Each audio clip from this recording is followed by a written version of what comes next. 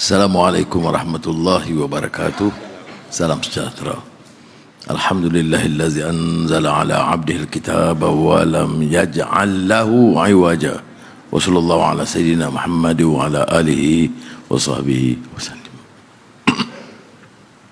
Saudara Datuk Seri Zahid Hamidi, Timbalan Perdana Menteri, Saudara Menteri, Timbalan Menteri KPPA dan rakan-rakan yang saya muliakan.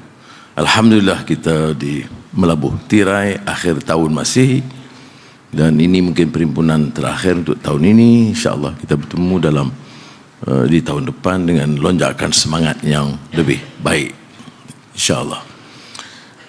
Kita sudah cuba sedaya upaya seluruh pasukan seperti mana yang saya sebut semalam, ya, bukan saja jemaah menteri, pegawai-pegawai kanan, pejabat awam umumnya, yang memungkinkan kita membuat perubahan sedaya upaya kita. In uridu illal islah mastata'tu. Saya ditegur sebutan tu kadang tu Ustaz, jadi sebutan tu kena tepat. Ya. Jadi iaitu doa Nabi Allah Syuaib alaihissalam buat melakukan perubahan atau islah sebaik mungkin. Itu andaian bahawa tidak harus ada yang saya sebut semalam, budaya keselesaan, menganggap kita sudah sempurna. Tak ada benar, betul kan dah baik dah. Dan Islam ini selalu diitqan fil amal. Dia selalu ada tahap di mana kita, kalau guna istilah pengurusan sekarang, strive for excellence. Tapi rumusan hadis Muhammad SAW itu itqan fil amal. Jadi kalau ada sikap begitu, maknanya dia ada humility, tawaduknya, bahawa dengan sedaya upaya kita lakukan, tapi keterbatasan kita sedemikian rupa bahawa masih ada ruang untuk diperbaiki. Lepas tu ada sikap sedemikian, termasuk saya, iaitu mencari ikhtiar baru untuk selalu meningkatkan, menutup dan mengelak daripada kelemahan dan kekurangan dan mencari jalan. Itu yang saya usulkan dari awal, supaya budaya dalam politik dan juga pejabat awam itu memberi ruang mendengar pandangan, teguran, malah kritikan yang membina.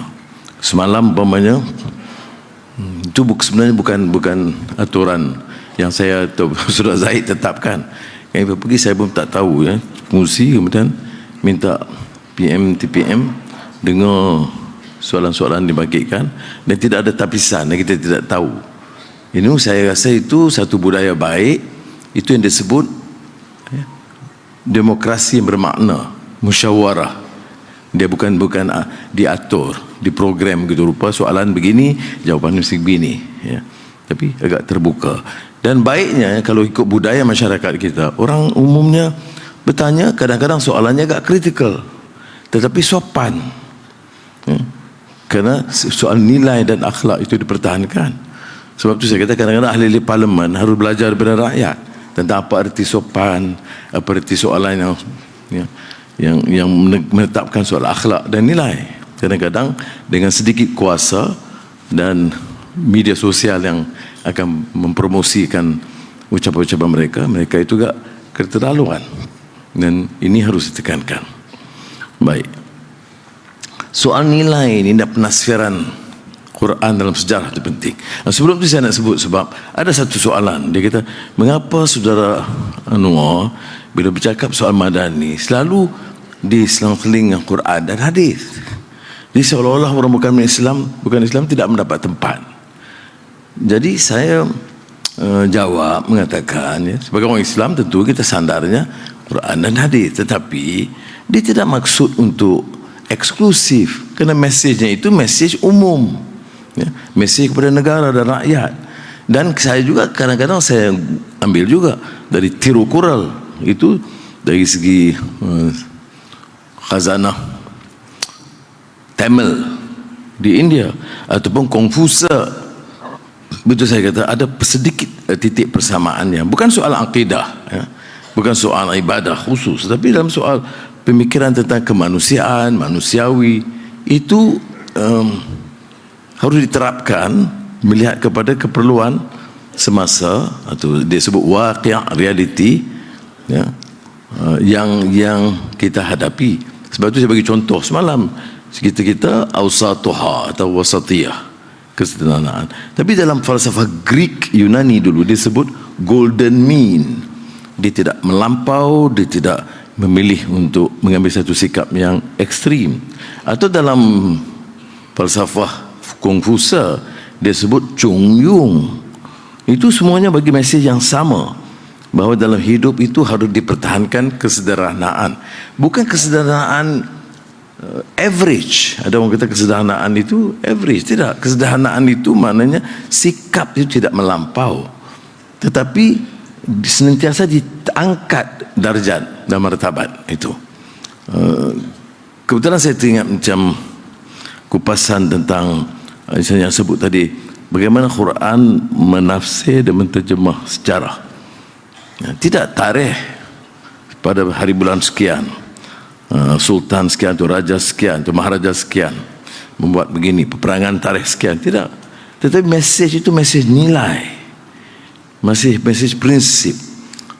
Ambil umpamanya dalam surah Al-Kahfi, nahnu naqussu 'alaika naba'ahum bil haqq innahum fityatun amanu bi rabbihim wa zidnahum huda wa rabatna ala qulubihim idh qalu rabbuna rabbus samawati wal ard.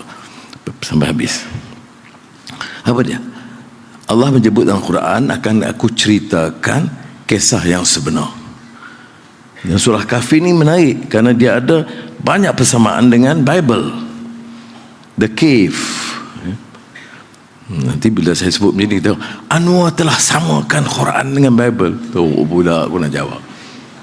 Ini sebab saya kata pemikiran yang pelampau, dia tak dengar konteks, dia ambil itu. Tengok, Anwar samakan semua agama, oleh demikian tidak boleh diterima sebagai pemimpin negara ini. Baik. Baik. Tetapi yang saya sebut dalam Cave, kemana ada sejarah? Kerana sebenarnya sejarah dalam cerita Cave, Kahfi itu zaman Kristian, tetapi diberikan nilai yang baik bahawa ada pemuda-pemuda masa itu Kristian. Jangan lupa kadang-kadang. Tapi kalau saya kupas begini, orang Kristian kan senang kan, kita gunakan dalam Quran kisah sejarah di zaman Nasrani, di mana anak muda itu diselamatkan kerana prinsip mereka yang kental. Akan kuceritakan kisah yang sebenarnya. Apa cerita sebenarnya? Innahum fityatun amanu bi rabbihim wa zidnahum huda. Anak muda dengan keyakinan mereka, dengan iman mereka, Allah tambah petunjuk kepada mereka. Mengapa? Kerana ini soal nilai, soal prinsip.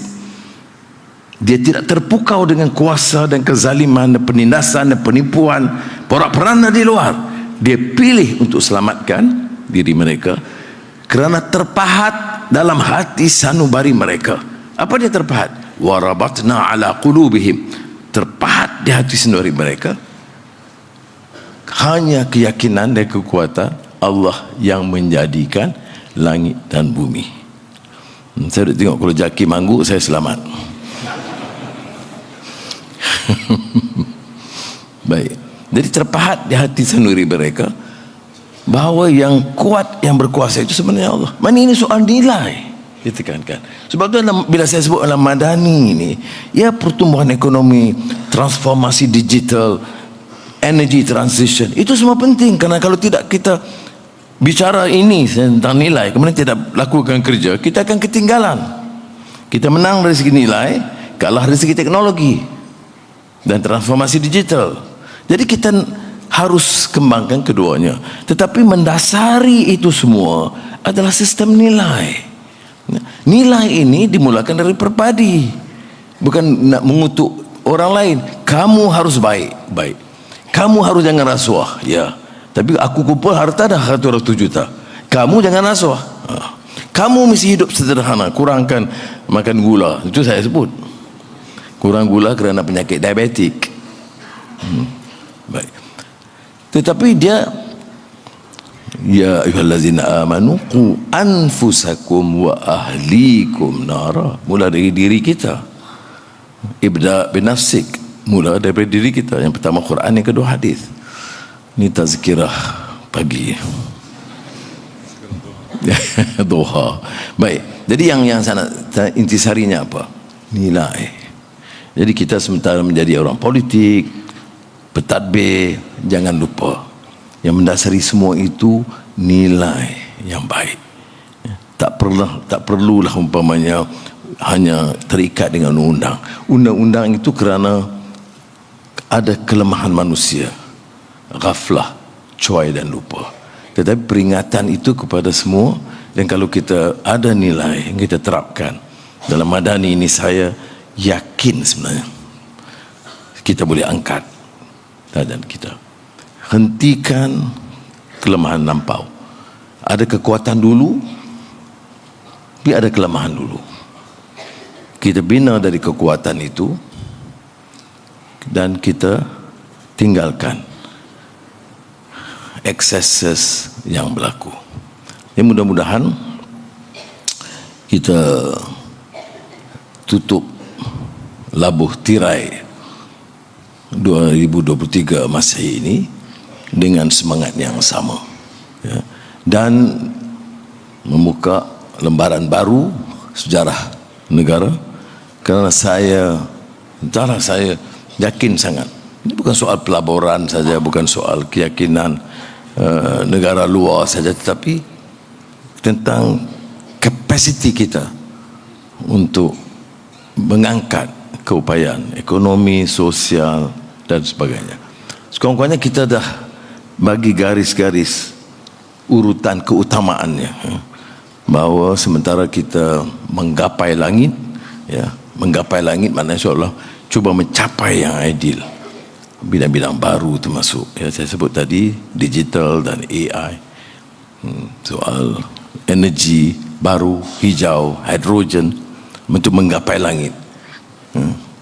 Tapi kita harus senantiasa mengakar di bumi, mengakar ke bumi sementara kita menggapai langit.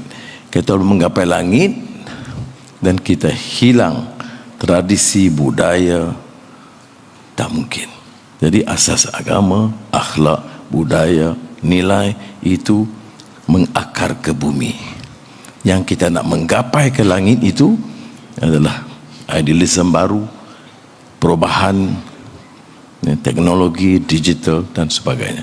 Carilah jalan dan ikhtiar supaya kita dapat angkat dan beri, kembalikan maruah kepada bangsa dan negara Malaysia tercinta. Terima kasih. Wassalamualaikum warahmatullahi wabarakatuh.